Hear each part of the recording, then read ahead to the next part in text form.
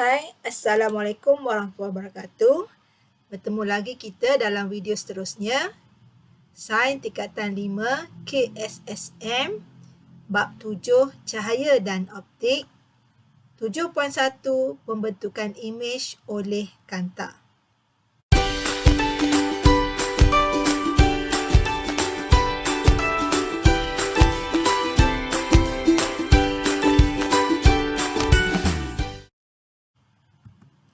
Standard pembelajaran 7.11 memerehatkan kanta cembung sebagai kanta penumpu dan kanta cekung sebagai kanta pencapah. 7.12 menentukan panjang fokus bagi suatu kanta cembung menggunakan objek jauh.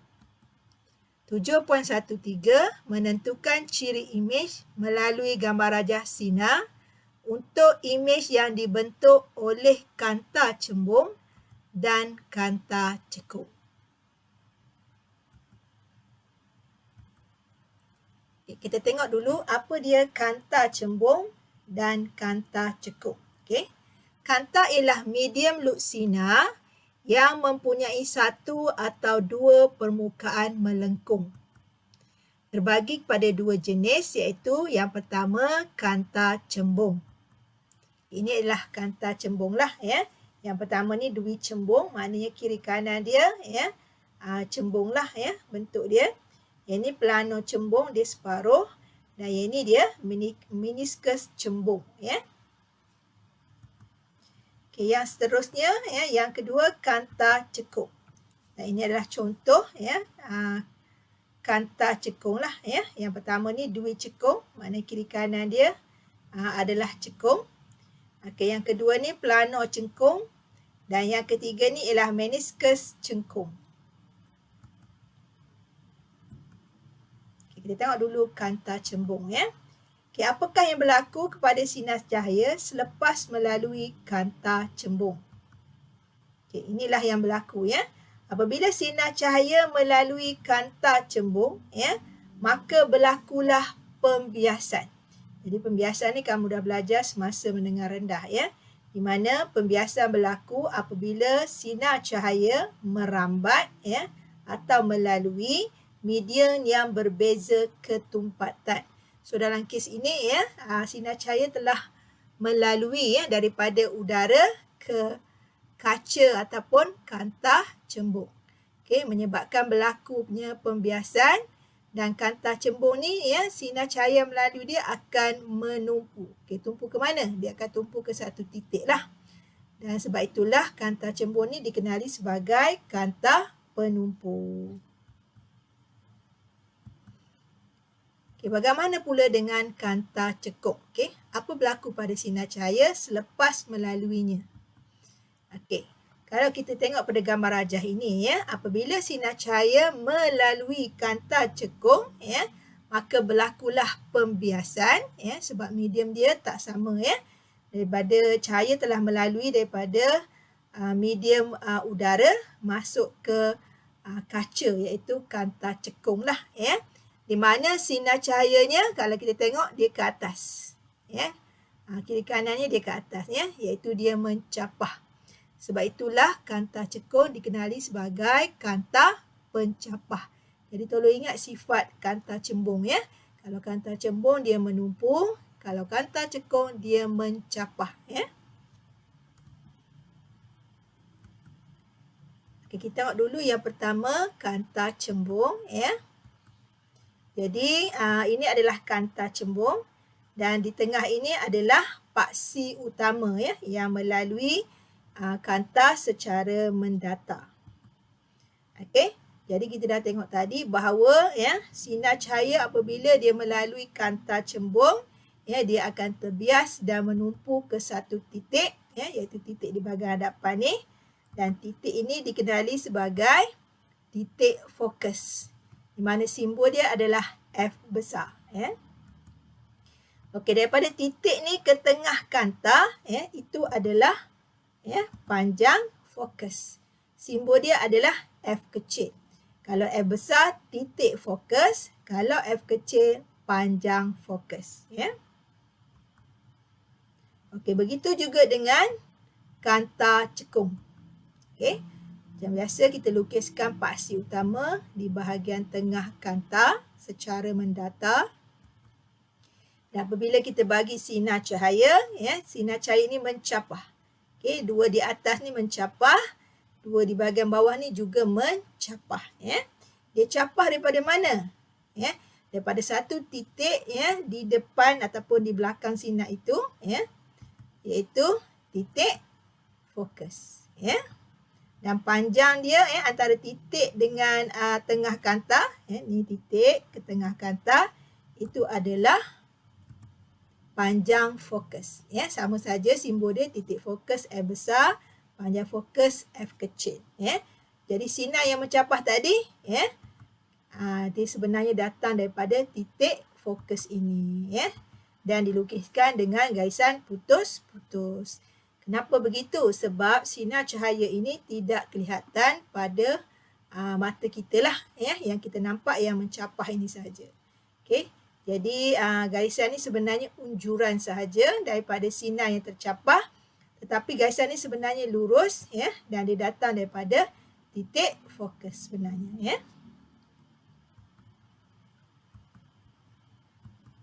Kita tengok dulu istilah-istilah, ya, optik kanta, ya. Okey, ini adalah kanta cembung, ya, yang telah digariskan dengan satu garisan putus-putus secara menegak, ya. Sama rata lah garisan tersebut, ya. Dan yang ini adalah paksi utama yang ada titik-titik tertentu, ya. Dan ini kita lukiskan objek. Nah, kita simbolkan dia dengan O, ya. Dan kita juga ada image, kita simbolkan dia dengan I. Okey, dan seperti yang diberitahu tadi, antara F dengan O, ya, itu adalah panjang fokus F kecil, sama ada di depan dia ataupun di belakang kanta. Dan antara objek ke O ataupun pusat kanta ataupun pusat optik, itu adalah jarak objek, simbol dia U kecil, ya. Dan antara tengah kanta ke image, itu adalah jarak image, ya. Simbol dia adalah V kecil. Ya, di bahagian tengah ni sebenarnya adalah pusat optik. Dan apabila kita lukiskan, kita nak lukis gambar rajah sinar, kita memang kena lukis siap-siap paksi utama ni lah. Titik fokus di bahagian depan dan belakang. Dan 2F ni adalah 2 kali ganda titik fokus. Okey. Jadi ini adalah penerangan dia lah, ya. Titik pusat optik adalah titik pada pusat kanta, di mana sinar cahaya melalui pusat optik tanpa terbias. Bila sinar cahaya melalui pusat optik ni, dia tidak akan terbias, ya. Sinar cahaya itu tidak akan terbengkok. Macam mana kita tahu dia terbias, ya? Buktinya sinar cahaya itu dia bengkok. Okey. Paksi utama, ya, adalah garis lurus yang melalui pusat optik sesuatu kanta dan titik fokus, ya. Paksi utama ni kita akan lukis betul-betul di tengah kanta lah, ya. Okey, paksi kanta yang secara menegak pula adalah garis lurus yang menerusi pusat optik dan berserenjang dengan paksi utama. Okey, garisan putus-putus ni dia berserenjang 90 darjah, ya, dengan paksi utama. Okey, titik fokus, ya, yang disimbolkan sebagai F adalah titik pada paksi utama, iaitu tempat penumpuan sinar cahaya selari dengan paksi utama selepas melalui kanta.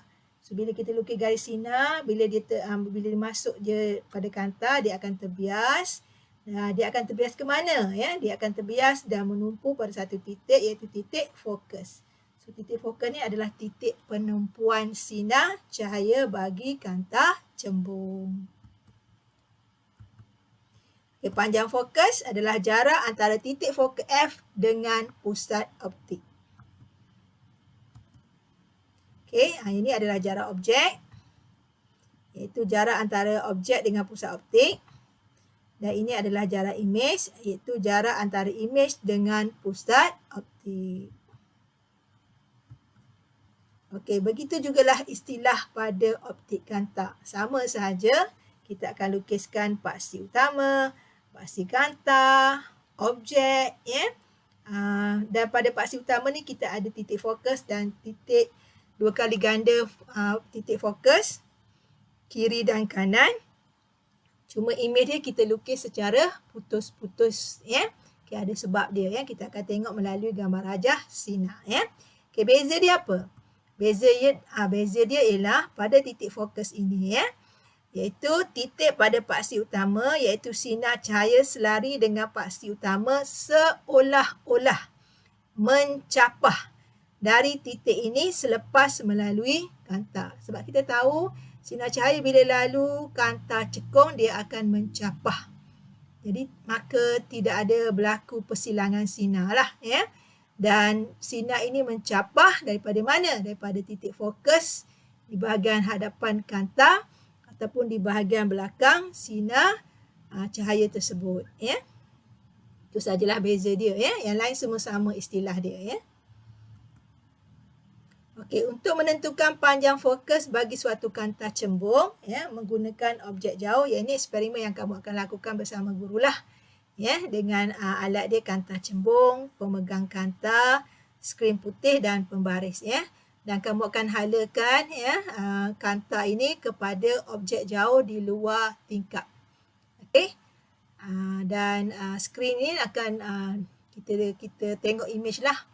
Imej yang tajam ataupun jelas, ya, daripada kanta akan terbentuk dan jarak dia akan diukur dan itu adalah panjang fokus. Okey, sebenarnya kanta ni dia dah ada label, ya. Setiap kanta dia ada panjang fokus dia masing-masing. Dan kita boleh tentukan dia melalui panjang fokus ni melalui eksperimen ini, ya. Okay, seterusnya kita nak tentukan ciri imej kanta cembung menggunakan rajah sinar. Okey, ada beberapa kedudukan, ya. Yang pertama yang paling jauh iaitu jarak objek dia lebih besar daripada 2F, ya, 2 kali ganda titik fokus. Okey, macam biasa kita akan lukis paksi utama dengan titik dia F dan 2F, ya. Dan di bahagian tengah yang merah ni adalah pusat optik. Okay, kita lukiskan kanta dia, ya. Juga ada garisan di bahagian tengah secara tegak. Ini sebenarnya nak menentukan bahawa kanta tu dia punya simetri dia, ya. Kiri kanan atas bawah, ya. Okey, kita lukiskan objek yang kedudukan jauh pada 2F. So inilah kedudukan dia, ya. Okey, apa yang perlu dilukis ialah, ada 2 garisan sinar. Yang pertama, garisan sinar yang selari dengan paksi utama. Apabila dia masuk kanta, ya, sampai tengah kanta, dia akan terbias. Oleh kerana, ya, kanta cembung dia menumpu cahaya, maka sinar yang pertama ni dia tertumpu pada titik fokus di bahagian hadapan dia. Ini sebenarnya satu sinar yang sama. Cuma dia terbias apabila dia melalui kanta cembung. Okay, ini sinar pertama, ya. Dan lukiskan anak panah garisan sinar tersebutlah, ya. Ini garisan pertama. Okey, yang kedua kita lukis dia melalui pusat optik. So garisan sinar apabila dia melalui pusat optik, dia tidak akan terbias. Ya, dia akan lurus sahaja, ya. Dan berlakulah persilangan garisan sinar. Okey, tempat bersilang garisan ini adalah merupakan imej yang terbentuk, ya. So kalau kita tengok imej ni, ya, kita lukiskan anak panah serta simbol dia I. Kalau kita tengok, ya, dari segi kedudukan, dari segi panjang dia berbeza dengan objek, ya. Maka ciri-ciri imej terhasil ini adalah nyata. Okey, nyata tu apa? Nyata ni adalah imej yang boleh dilihat pada skrin. Apabila kita letak skrin di belakang kanta ni, ya, ataupun berhadapan dengan dia, kita akan dapat tengok, ya, imej yang terhasil. Okay, itu maksud nyata lah, ya, imej yang boleh dilihat pada skrin. Satu lagi kita nak tahu dia nyata ataupun maya, ya. Nyata ni apabila kedudukan imej tu bertentangan dengan kedudukan objek. Kalau objek dia duduk sebelah kiri, imej dia duduk sebelah kanan kanta tersebut. Itulah kedudukan yang kita boleh tengok, kedudukan nyata bagi sesuatu ciri imej. Dan seterusnya dia adalah songsang. Songsang maknanya dia terbalik dari segi arah dia lah. Yang ni objek dia tegak, okey, dia songsang daripada objek dia, ya. Sebab dia ke bawah. Okey, kenapa dia ke bawah? Sebab titik ataupun garisan bersilang ni di bahagian bawah paksi utama. Jadi tempat persilangan ni adalah anak panah, kedudukan imej, ya. Dan satu lagi dia dikecilkan. Macam mana nak tahu? Ukur sajalah panjang ataupun tinggi imej berbanding dengan tinggi objek. Ya, bila kita ukur dia jelas adalah dikecilkan ciri dia, ya. Okey, seterusnya ya, kedudukan jarak objek U sama dengan 2F, ya. Macam biasa kita lukis paksi utama bersama dengan kanta, ya, garisan tegak dan mendatar. Yang mendatar ada titik fokus dan 2 kali ganda fokus kiri dan kanan. So kalau pada kedudukan F, maknanya objek betul-betul pada 2F, ya. Jadi kita akan lukis garisan sinar dia. Yang pertama, sinar yang selari dengan paksi utama. Okey, ni selari dengan paksi utama. Bila dia melalui kanta, dia akan menumpu. Dia terbias dan dia tertumpu, ya, pada titik fokus, ya. Okey, jangan lupa lukiskan anak panah. Okey, sinar yang kedua kita lukiskan, ya, dia lurus melalui pusat optik. Sebab bila sinar melalui pusat optik, dia tidak akan terbias. Di mana bersilang, itulah imej yang terhasil. Jadi kalau kita tengok, imej dia juga berada pada 2F. Bezanya dia songsang, ya. Maka ciri imej terhasil adalah nyata, ya. Yang kedua, songsang. Dan yang ketiga, sama saiz. Bila kita ukur ketinggian imej ini adalah sama je dengan objek asal dia. Okey, objek terletak pada 2F, imej juga terletak pada 2F di sebelah kanta, ya. Okey, seterusnya. Okey, jarak objek di antara F dan 2F, ya. Dia lebih besar daripada F, dan kurang daripada 2F bagi panjangnya, ya, ataupun jarak dia, ya. So ini kedudukan antara F dan 2F, ya. Okey, macam biasa kita lukiskan garisan sinar yang selari dengan paksi utama. Kemudian dia akan menumpu pada titik fokus. Ini garisan yang pertama. Yang kedua yang melalui pusat optik. Okey, di mana dia bersilang? Okey, ini dia bersilangkan kat sini kan. So inilah imej yang terhasil. Ya, anak panah dia, ya, akan menuju pada titik persilangan, ya. Maka ciri imej terhasil adalah nyata, songsang dan dibesarkan. Sangat jelaslah besar dia, ya, berbanding dengan objek. Kita cuma ukur sahaja ketinggian dia, ya. Okey, kedudukan seterusnya, ya, apabila jarak objek sama dengan F. Okey, kita lukiskan kanta dan paksi utama dia. Okey, lukiskan objek pada F. Ini pada F. Pada titik fokus itu sendiri, ya. Jadi kita akan lukis garisan yang pertama yang selari dengan paksi utama. Apabila melalui kanta, dia akan tertumpu ke titik fokus. Seterusnya garisan yang melalui pusat optik, ya. Okey, kalau kita tengok tak ada persilangan di bahagian hadapan ini, ya. Jadi sebab itu ada satu garisan yang kita kena unjurkan di bahagian belakang, ya. Satu garisan daripada garisan yang pertama. Satu lagi adalah daripada garisan yang kedua. Kalau kita tengok yang di belakang ni pun tidak juga bertemu, ya. Jadi kat mana imej dia, ya? Jadi imej dia ni sebenarnya adalah di infinity. Okey, di infinity, ya. Dan kita boleh katakan ciri imej dia adalah maya. Okey, apa dia maya? Maya adalah imej yang tidak boleh dilihat pada skrin. Bila kita letak skrin di bahagian hadapan kanta, tidak kelihatan imej tersebut. Okay, itulah dikatakan imej maya, ya.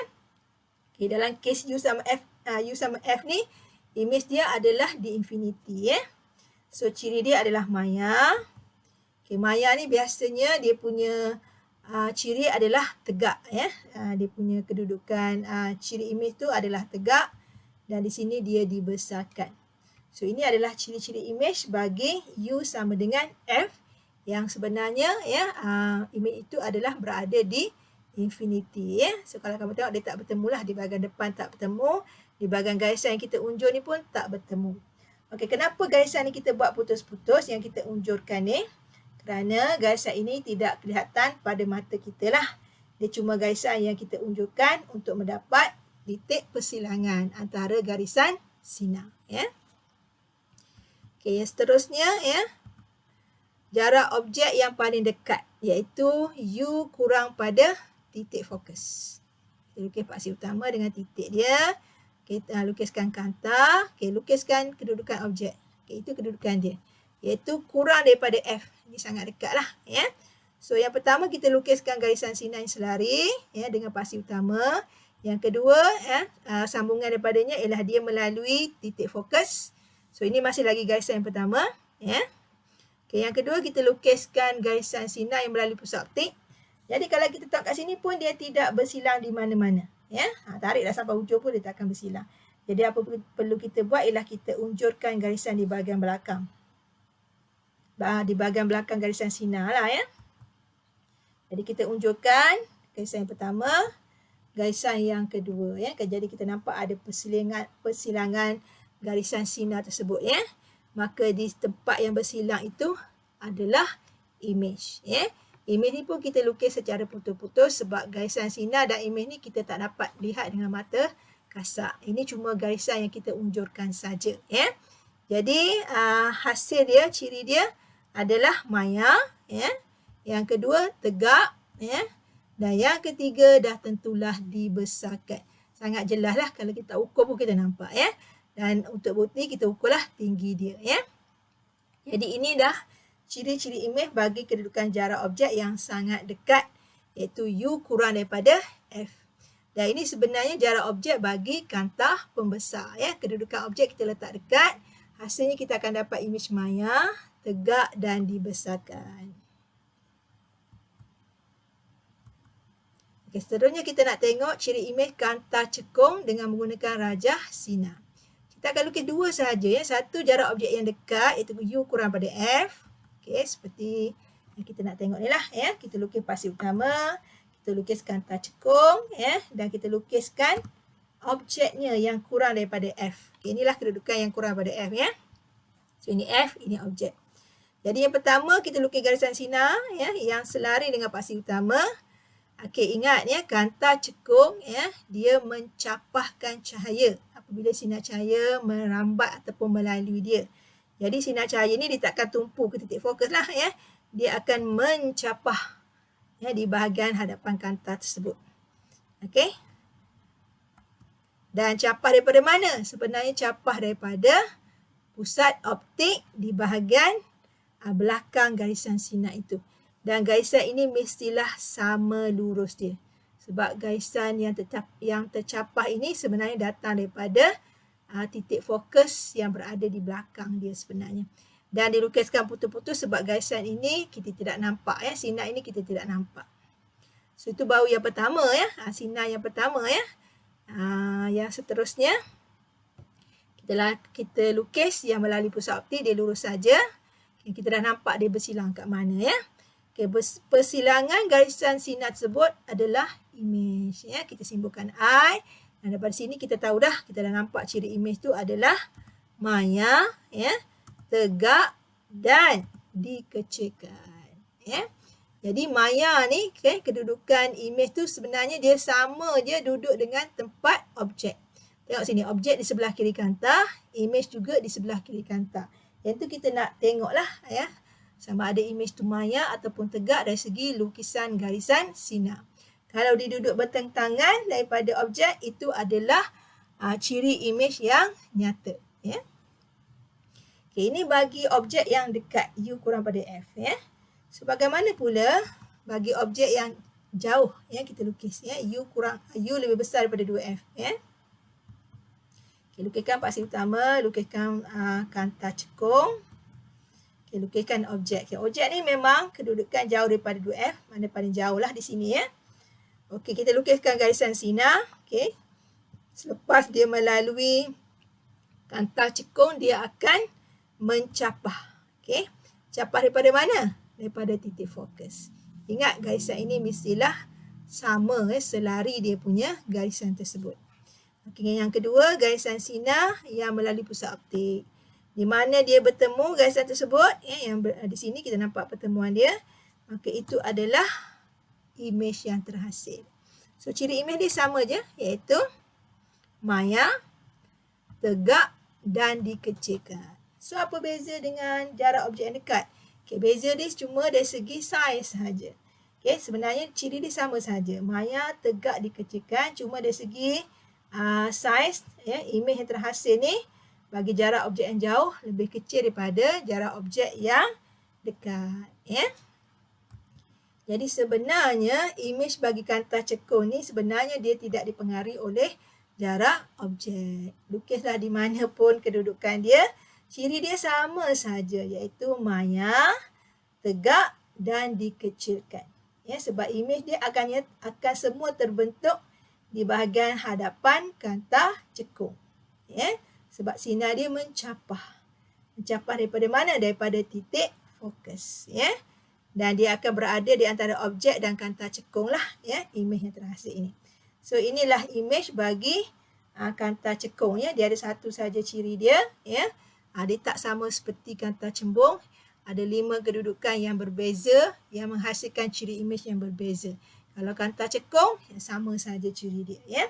Kerana sifat kantah cekung adalah kantah yang mencapahkan sinar cahaya. Terima kasih kerana sudi menonton. Jika kamu suka video ini, tekanlah butang like dan berikan komen yang membina agar cikgu dapat memperbaiki lagi kualiti video dan penyampaian cikgu. Dan bolehlah share dengan teman-teman dan kawan-kawan media sosial kamu. Semoga sama-sama kita dapat manfaat ilmunya. Dan tekanlah butang subscribe dan notification bagi yang belum lagi berbuat demikian sebagai tanda sokongan kamu kepada cikgu. Mudah-mudahan cikgu diberi kekuatan untuk meneruskan penghasilan video-video PDPC ini. Everything changes.